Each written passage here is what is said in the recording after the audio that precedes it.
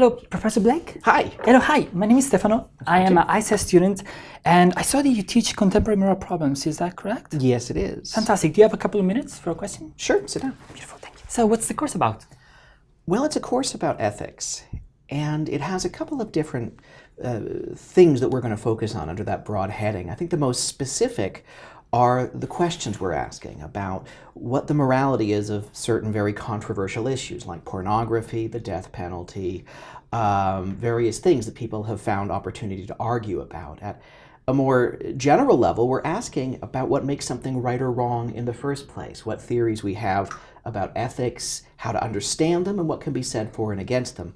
And at the broadest level, we're actually asking about what makes arguments good or bad arguments in the first place, what the distinctive tools are of philosophy with ideas like reason and argument and logical analysis. So we're trying to do all of this at the same time, and we're going to see if it works. So what do you find exciting about online learning? Online learning is still in its infancy. So we're still discovering what's exciting about it and what's problematic. I think it's got a lot of peril and a lot of possibility. The possibility is that we're opening up these entirely new forms of community, of instruction, of learning, of communication. The fact that we can have communities of education that are not limited to a classroom is very exciting. The peril, of course, is that we want to make sure we do it well, and it's entirely too easy for us to just think, well, we're going to do what's in the classroom, but cheaper. That's what we want to avoid. So we're still figuring out how to do this. And I have to say it's exciting to be a part of the process, even if I don't know exactly how yet to solve the issues. So how did you get to teach this course? Well, I think people end up in philosophy when they try to do something else and keep on asking the annoying questions. I have a degree in economics, and I actually dropped out of law school. And in both cases, I think part of the reason was the persistent question, why? How do you know that? What makes you think you have the right to do these things to people? At a certain point, you're asking questions that are rightly regarded as philosophical questions. And people end up taking philosophy and liking it when these are the kinds of questions that make them stay awake at night. So for me, I ended up teaching these questions because these are the questions I care about. They're the questions that I think are the most important and often the questions about which we have the worst answers. So I'm excited to be a part of the community of people who think about and like to teach about precisely these kinds of issues. And what is social sciences anyway? That's a really good question. I'm not sure that there's a single definition of social sciences. Some universities, philosophy is a social science, as it is here, and at some universities it isn't. I think what unifies the social sciences is that they care about studying what people have built together, how people have made societies, how they work together to create a world in which they live. Economists, of course, study how people distribute and produce goods. Sociologists study the norms and habits of an entire community. And philosophers ask a subtly different question, which is, what should we try to build? How should we work together to create a just society, a society that obeys the tenets of morality? They're all asking subtly different questions, but what they have in common is the idea that we're studying ourselves. We're looking at humanity and asking how we do and how we should work together. So what are the key concepts and the key terms, the key words in your course? Well, I think the most basic term of all is ethics. And that's actually a very hard term to define. I think of it in the following way. An ethical reason is a reason you have that doesn't begin with what you want. If I say you have an ethical reason to not punch me in the head, it's not because punching me in the head would be in some sense bad for you, it's bad for me. You have a reason that stems from other people and what you owe to them. Now, if you think about it, that's a very mysterious concept. How do other people have the ability to make you have reasons? Why do they get to impose themselves on you in that way?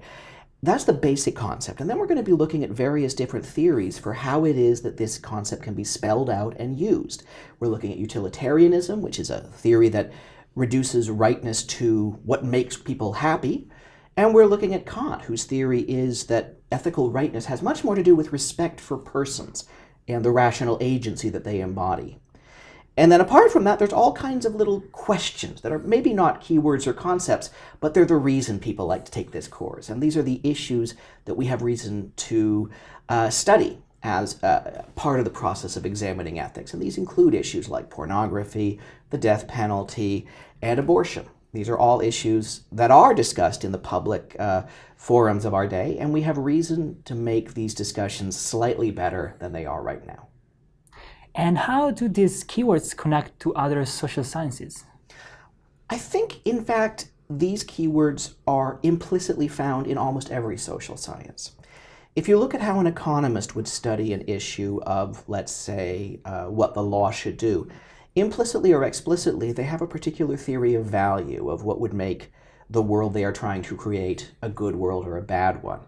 And philosophy is precisely that part of the social sciences that says, let's slow down and be very explicit about what it is we want. Sociology, the same thing. Sociologists care about how we understand society, and implicitly or explicitly, they have a certain vision of what makes a society a bad one or a good one. Philosophy, again, can add its distinctive voice by trying to get clarity on these often very murky and abstract questions of rightness and wrongness. So I don't think that any part of the social sciences ever thinks it has the whole answer. At the very least, the best practitioners probably shouldn't think that. To understand the world and what we ought to make of it, I think you need all the bits of social science, including philosophy. So how do these keywords and concepts relate back to everyday life, and how do they matter to you? I think all of us are, in fact, philosophers, whether we admit it to ourselves or not. We all have reasons that we recognize as ethical in character, and we often have a very murky sense of where they come from and what they do. There's almost no one out there who is solely motivated by greed and self-interest. True sociopaths are actually quite rare. And for everyone except for a true sociopath, there are some things that you really think shouldn't be done to people. Now, as a result of my studying philosophy, I think I have a better sense of how I view the world of ethics. I don't think I have anything like a perfect theory, but I'm not actually convinced that such a perfect theory is ever a humanly attainable goal. I think instead the concepts and topics that I have learned have led me to be a more responsible citizen in a variety of ways. I think I'm now a better consumer of media. I'm less tempted by bad arguments than I once was. And I think I have a more solid sense of what the alternatives are for what we might build together. Philosophy encourages you to think outside the box and to get a better sense of what the possibilities are for the world we might create. And in both of these, I think, philosophy is enormously relevant, not just for social science, but for everyday life.